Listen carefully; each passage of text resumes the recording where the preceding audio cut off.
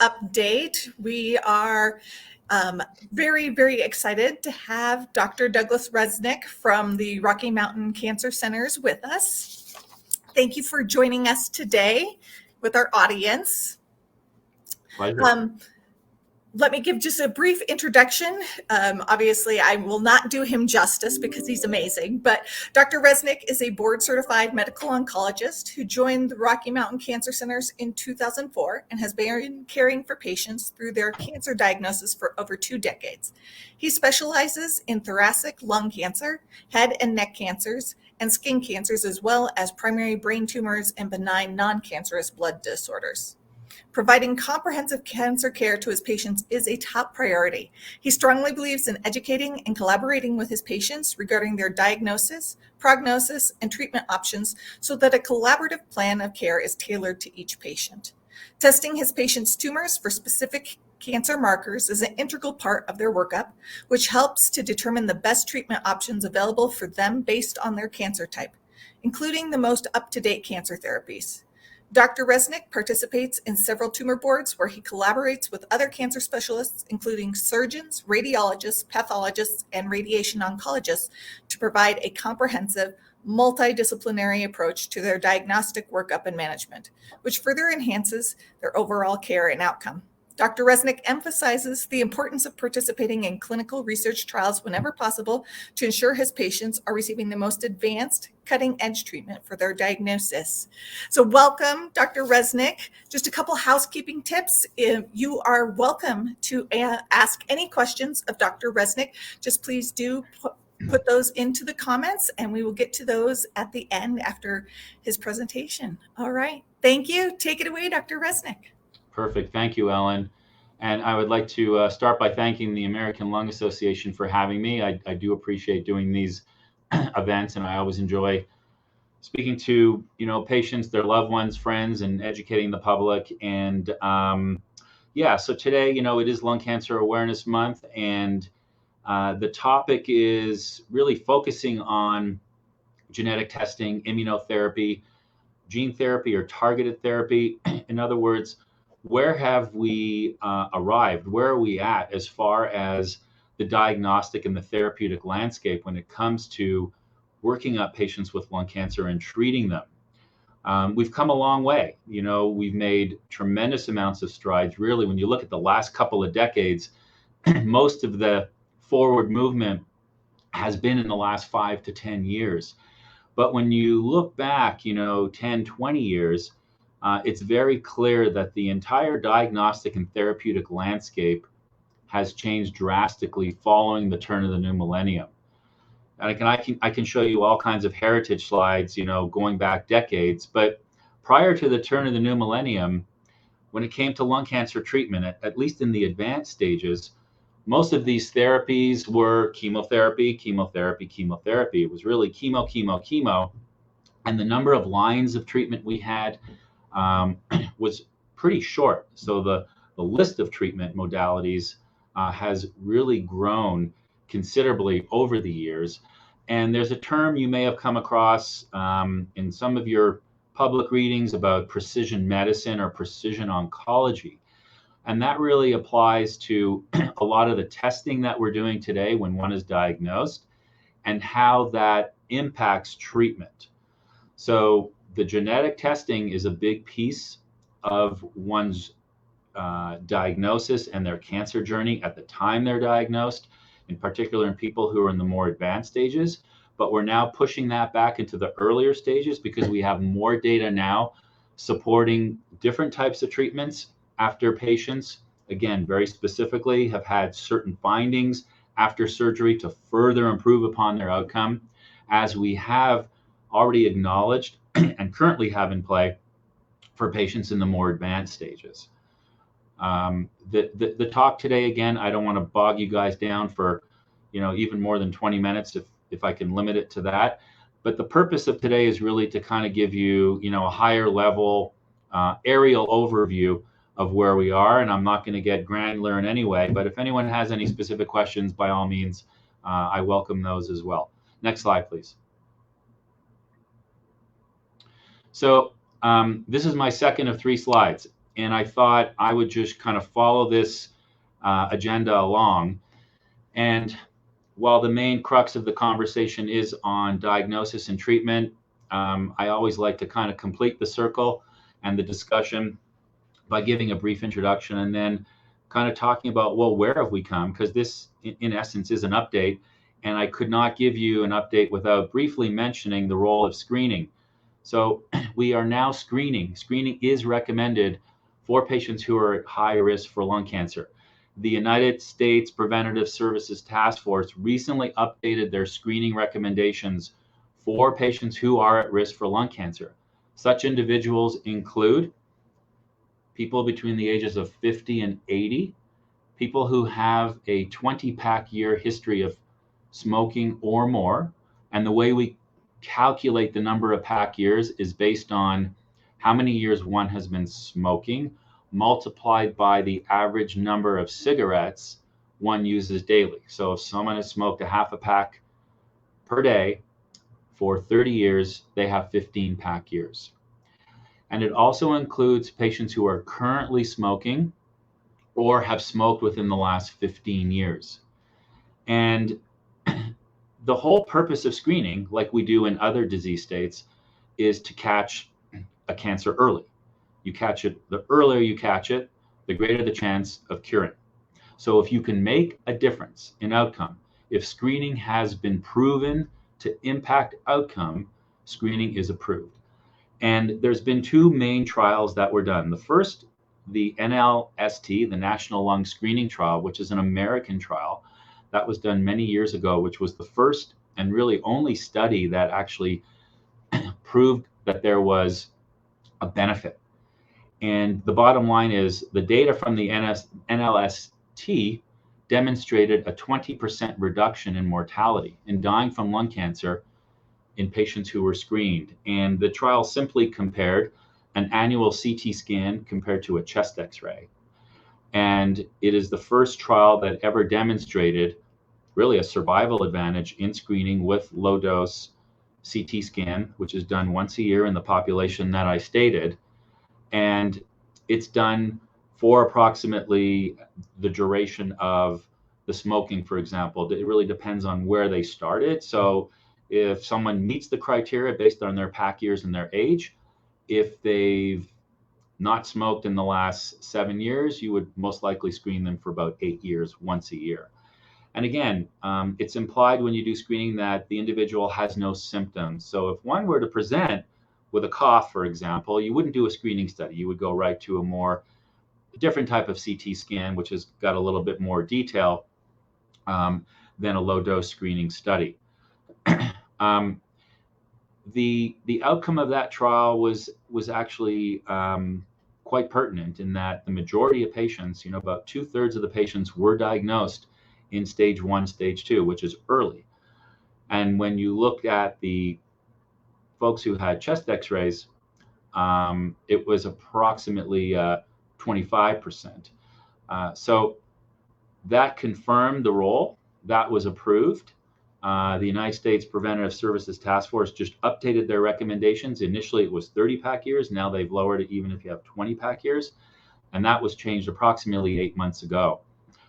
So again, if any of you or someone who is at risk, I would strongly encourage you, if you've not had one, to discuss with your primary care physician, your nurse practitioner, your physician assistant, whoever it is that's your primary provider, to consider doing the test. The Nelson trial, very briefly, was done in the Netherlands. And again, so we now have a North American and we have a European trial. And the Nelson trial pretty much confirmed what we had already acknowledged from the North American study. In fact, the numbers were a little bit better. They actually separate out the outcomes, the differences between women and men. When you look at reduction in mortality in the Nelson trial, it was about 26% for men, and it was over 60% for women. And they also, the design of the trial was a little bit different. They didn't compare CTs to X-rays directly. They just did CT scan compared to not. The screening was done at the first, second year, and then at 4 and 6.5 years. Again, while the design was different, both studies proved to have a benefit in outcome. When they compare to patients who simply presented at the time of a symptom, okay, their stage 1, stage 2 patients, the majority of the patients who were screened, approximately 75 to 80%, were found to be in the first and second stage, where in those that were not actively screened, about 20 to 24%. So a big difference. And actually the numbers kind of flip-flop. The folks that didn't undergo screening, about 2/3 to 3/4 of them were unfortunately diagnosed in the third and fourth stage, more advanced stages. So I think I'll stop there on the screening, but I simply wanted to mention the importance for anyone out there that is at risk, because screening has been proven to change the outcome of this disease. So when someone is diagnosed, one may be diagnosed simply by a screening study and they have no symptoms. One may present with a cough, shortness of breath, chest pain, weight loss. These are some of the more common symptoms one may present with. And it's important to establish the type of lung cancer. The two main categories of lung cancer are non-small cell lung cancer and small cell lung cancer. Most of what I'll be focusing on this afternoon is in the non-small cell lung cancer population.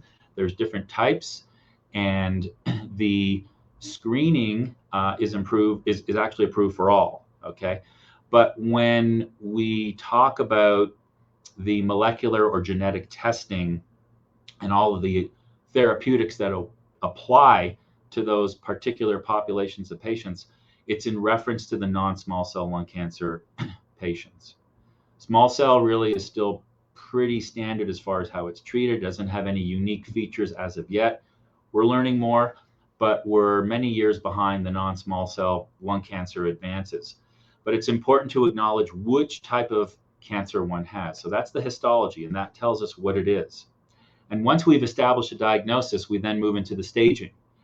And we stage people from 1 through 4, 1 and 2 being early.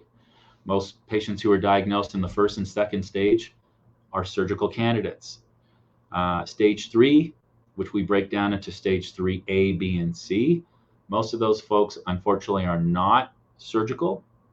There's probably about 20% of patients in stage 3, mainly the stage 3As, that are surgical candidates.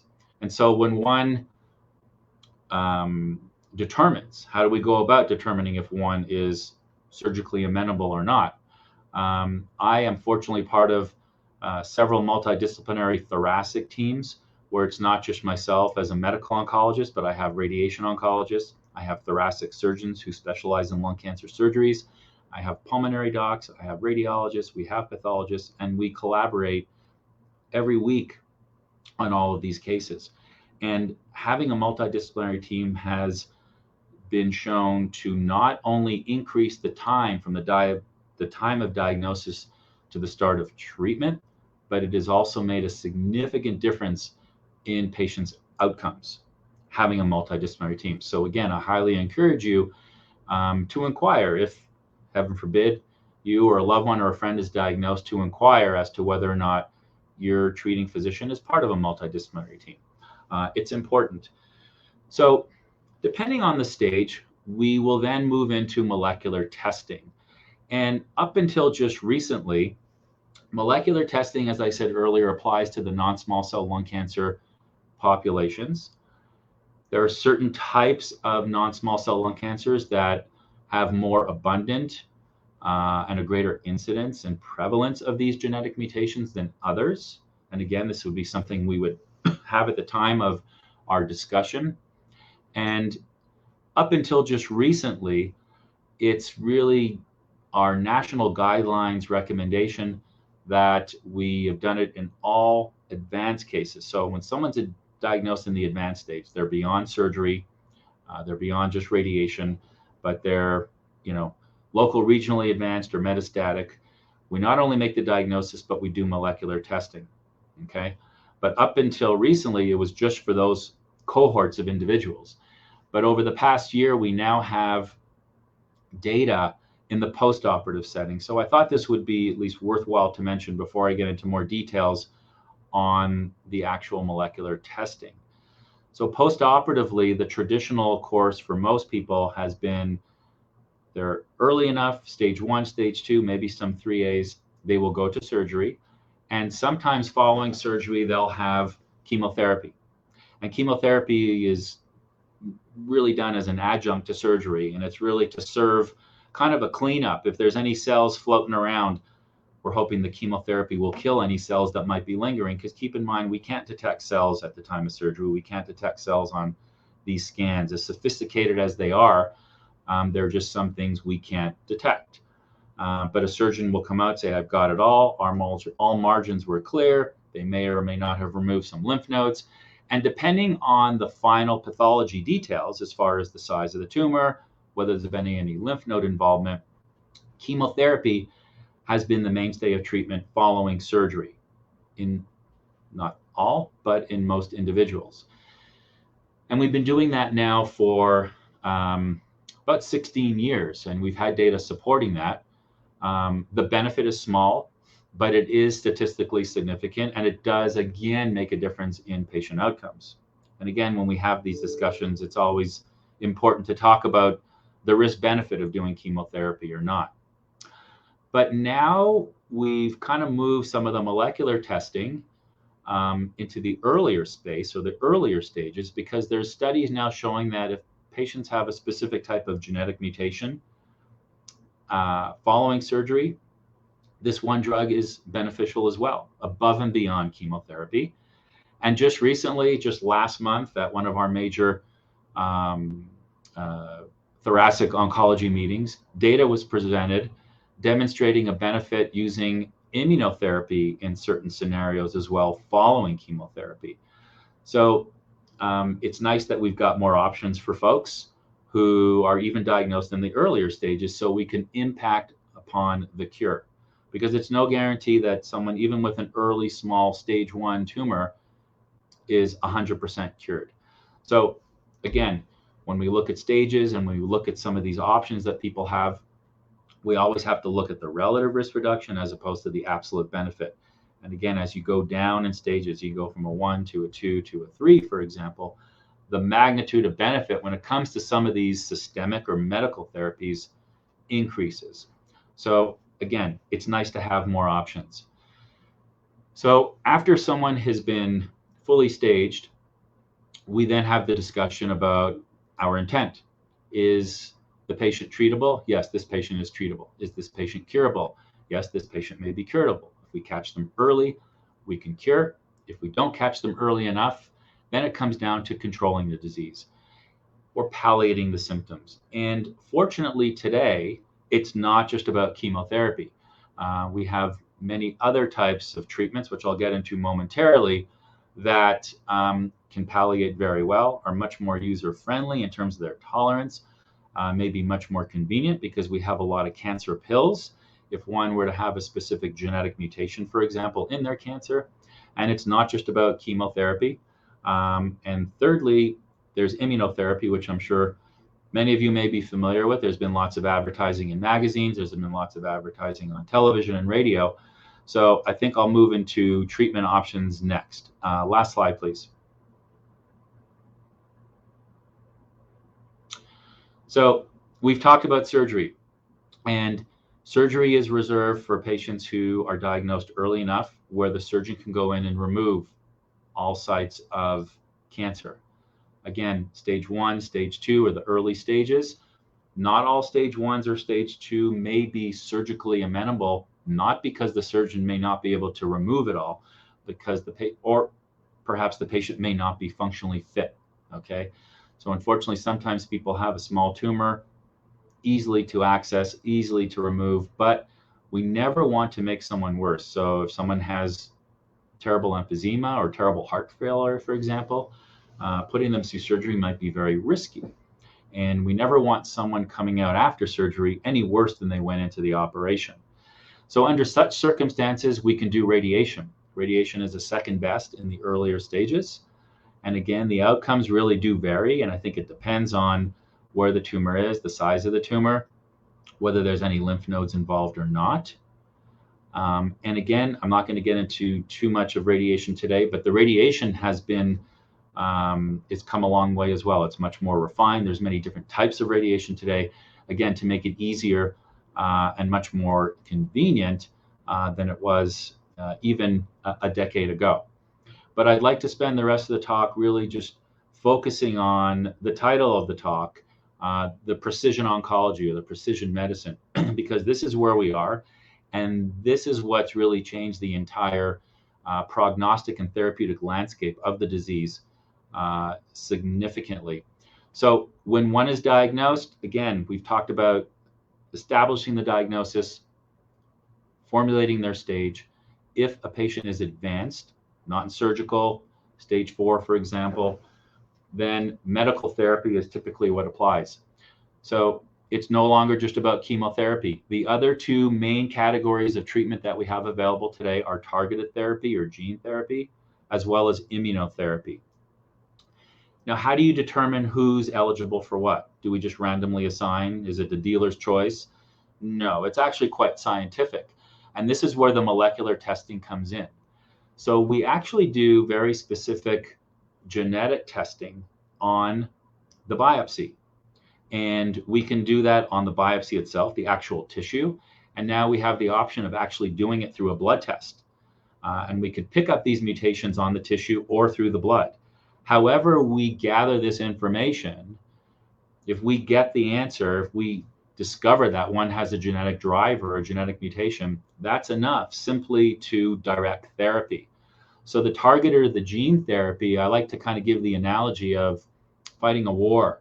It's kind of like smart bombs. You know, we know exactly how the drug works. It's very targeted to that specific mutation that is present, as opposed to chemotherapy, for example, which is more like carpet bombing, you know, kind of kills the good and the bad and the ugly cells.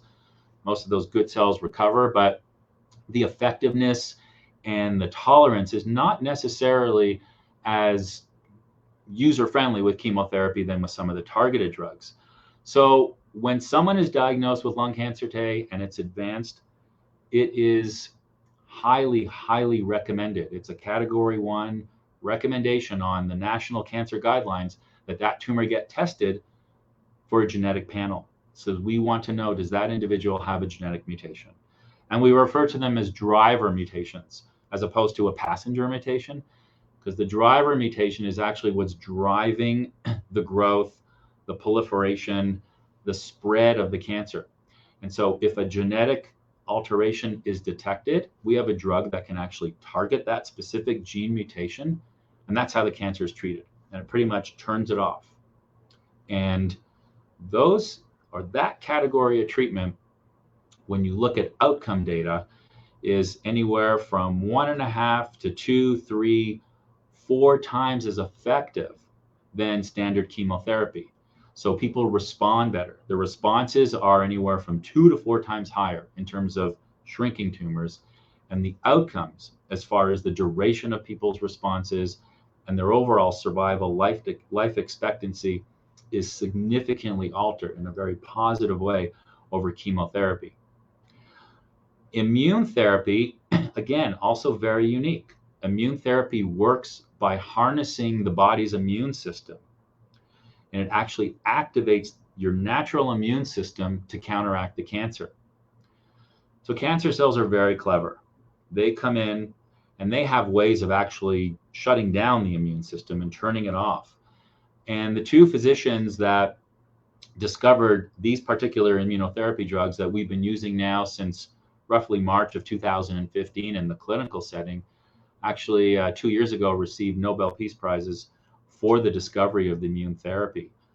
And immunotherapy is very unique in many ways, but I'll kind of sum it up as a drug that harnesses the immune system, very specific cells, that if it were not to be used or come into play, the cancer cells, as smart as they are, can actually recognize immune cells, and they could actually paralyze the immune cells. On the surface of the cancer cell, they can actually develop a receptor that could inactivate the immune system. These drugs come in and prevent that from happening. They actually bind to the cell surface receptor on the cancer cell, thereby inactivating the cancer cell or prohibiting it from binding to the immune cells, thereby maintaining the immune system in an active state. So those immune cells can then continue to travel around and scavenge the cancer cells. And that's the wonderful thing about these drugs, how it harnesses our immunity very naturally. The second unique feature about immunotherapy is how it can maintain its response. So our immune system has a very strong memory. Some people's better than others. And when the immune system is activated, these memory cells may remain activated for not just days, weeks, but months or years.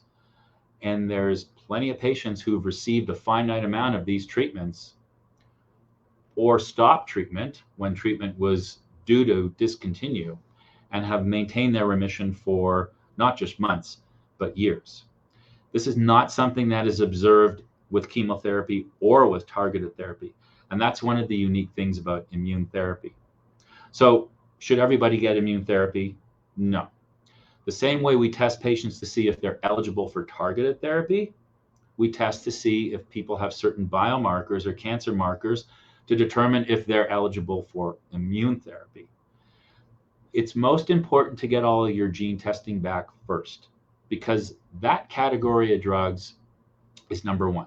If someone has a gene mutation, that treatment would be applied first or in the frontline treatment. Even if their immune therapy biomarker was high, we start with gene therapy, because when you look at outcome data, that category of treatment still has the best outcomes. If one does not have an opportunity for a gene therapy, we then look at the immune biomarkers, and based on the level of that biomarker, decide, can they get immunotherapy alone, or should they get immune therapy with chemotherapy? So while those top two categories of treatment in probably about 40 to 45% of individuals today displaces having to use chemotherapy, which we always love when we don't have to give somebody chemotherapy, chemotherapy still comes into play when one may not have an opportunity. But it's pretty rare today that we use chemotherapy by itself. So if a targeted option is not available, most folks will get immunotherapy by itself or in combination with chemotherapy. Lastly, I'll mention that we now have maintenance therapies that we use. We use maintenance chemotherapy under some certain circumstances, and we also use maintenance immunotherapy. But I think for the sake of time, I'll stop there. Kind of gave you a lot of information in a brief period of time, but if anyone has any questions, I'd be glad to take any of those. All right, perfect. Thank you again, Dr. Reznick. That was very informative. We have several questions. So starting with screening, one question is, if I have a persistent cough and I don't fit the screening rules, should I ask my doctor to screen me anyway? What I would recommend is if your physician or NP, PA has not acknowledged that symptom, I would bring it to their attention. Many things can cause a cough. Granted, we're always worried about lung cancer. I don't know your background, your history, but it's always in the differential. But what's common is common. You know, people can get a cough from simple lung inflammation, emphysema, bronchitis, infections, postnasal drip, acid reflux. And if there were concern, your provider may start with an X-ray. And if there was any concern on the X-ray, then they may do a CT scan, but it would probably be a little bit more detailed and definitive than a routine screening study. Perfect. Next is, how can primary care doctors catch lung cancer if the patient doesn't have any smoking history? Is it through that X-ray, or, you know, they may not be presenting any symptoms yet? That's a great question. And, you know, people ask me that all the time because unfortunately, for those of us that don't smoke, we're still at the mercy, we're still at risk. And unfortunately, you don't have to be a smoker to get the disease, and many innocent bystanders develop lung cancer. For those that may be at risk because of exposure, secondhand exposure, for example, you know, which is the number two, or you grew up around a lot of radon, uranium mines, screening is not recommended for that population. And it's off guidelines, but if someone were to want to do it and say, I'm scared, I'm nervous because of my family history or whatever it might be, one can always pay out of pocket to get a scan, to get a screening scan. But most insurances probably would not pay for it. It's not a very expensive study, but if one were to want to do it, I'm sure there would be a means to get access. But yes, well taken, good question, because this comes up in discussion a lot.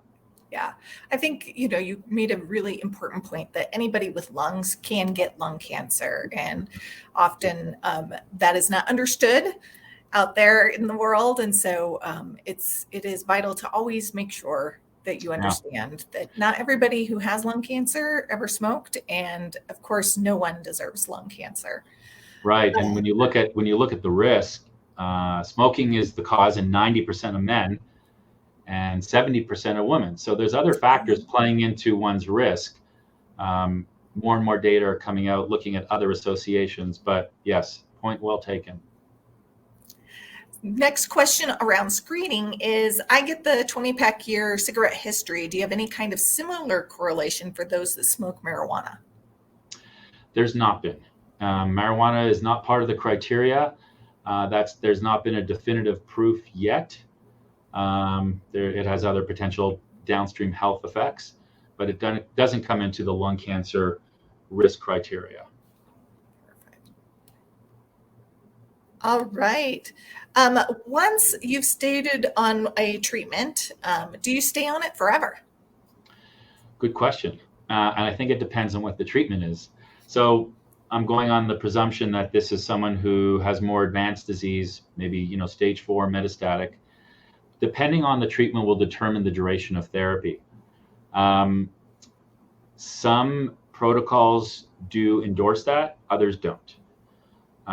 So it depends on what treatments you're on. But yeah, I think a lot of that will depend on the type of lung cancer, the stage, and what treatments. So sorry, I can't give you anything more specific, but the answer is it depends. So perhaps yes, possibly no. Yeah. Can you talk a little bit about the genetic mutations? So we know that unfortunately you can be diagnosed with one mutation and the cancer will work its way around that and become something different, meaning that your targeted therapy no longer works.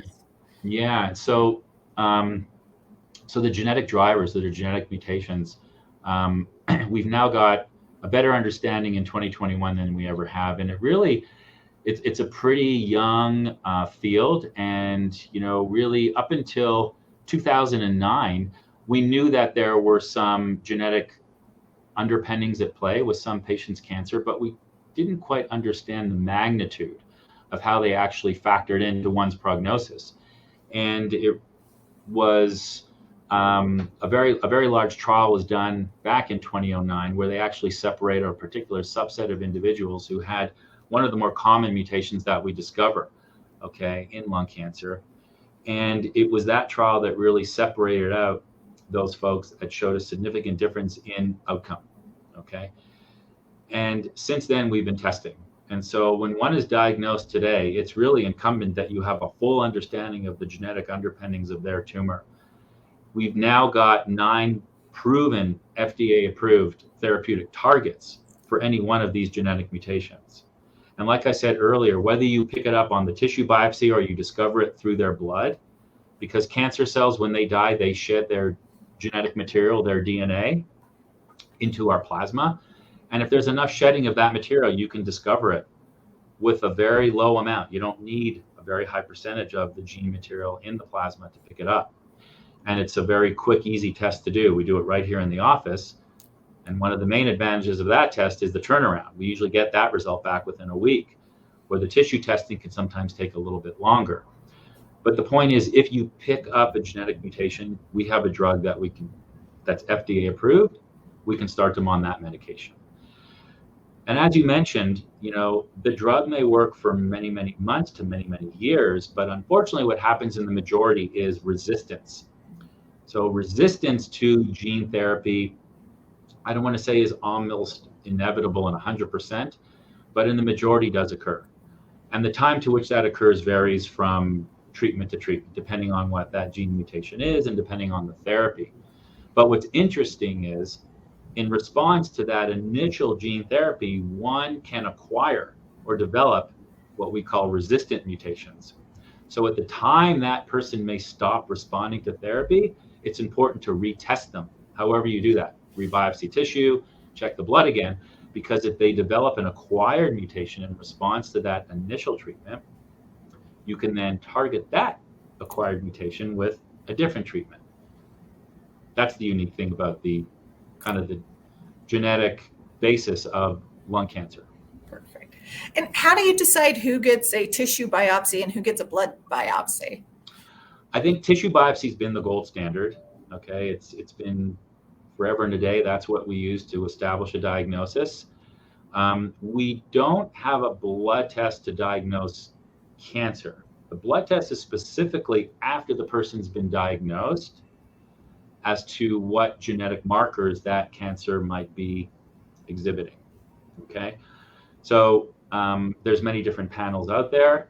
Platforms are a little bit different, but a tissue biopsy is still important in terms of making the diagnosis, establishing the initial diagnosis. Perfect. So if somebody had surgery, as you were talking about, it's been very normal to not do the genetic testing for post-surgical patients for very long. So Right. if somebody had surgery several years ago, and they did not get the genetic testing, should they go back to their doctor and ask about it? Not at this point. If the individual's 3 years out, I would hope they're doing very well. But I would, if unfortunately they weren't, if things, took a turn for the worse, then at the time of the recurrence, genetic testing would be important. But for the purpose of giving them that genetic treatment, for example, if they qualified now after having undergone surgery 3 years ago, it would not apply. So one of the questions I get a lot are people that are very nervous about going in for screening because they really feel like, they don't want to know. They know they were smokers. They don't want to know. What would you say to those folks who are nervous about it? Yeah, I think we're all scared. None of us want any of this.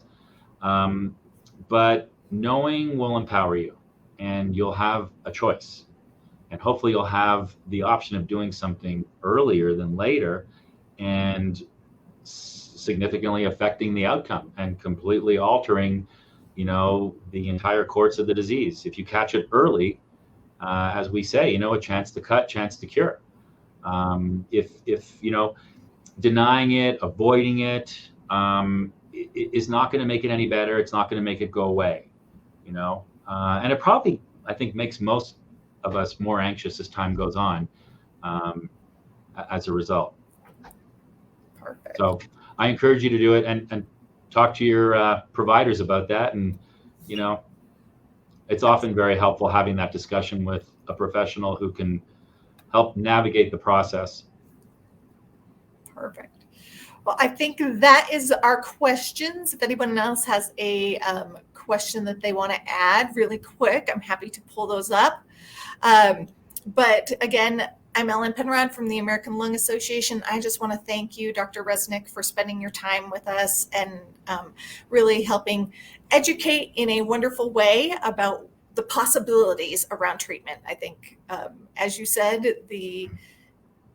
it's a whole different world than what it was 5-10 years ago. And There is a lot of hope with lung cancer now. And so having these conversations about getting screening, it's no longer a terrible diagnosis. There is hope, and things are changing all the time. More and more drugs are coming out. Absolutely. When you look at the survival, the cure has gone up, all stages. Survival has gone up 3 to 4-fold when you look at all comers. And for many who are still unfortunately diagnosed in the advanced stages, what used to be a death sentence or a terminal disease, if one has an opportunity for some of these new modalities, we can turn it into a chronic controllable illness where it's not terminal. And yes, but yeah, it was a pleasure. Again, thank you for having me. And thank you all for attending. Thank you. Thank you. And if you have a loved one that you think might qualify for screening but doesn't know, please go to savedbythescan.org. Again, that's savedbythescan.org. And right there, they can take a quiz and find out if they qualify. Really appreciate it. Thank you so much, Dr. Reznick. You're welcome.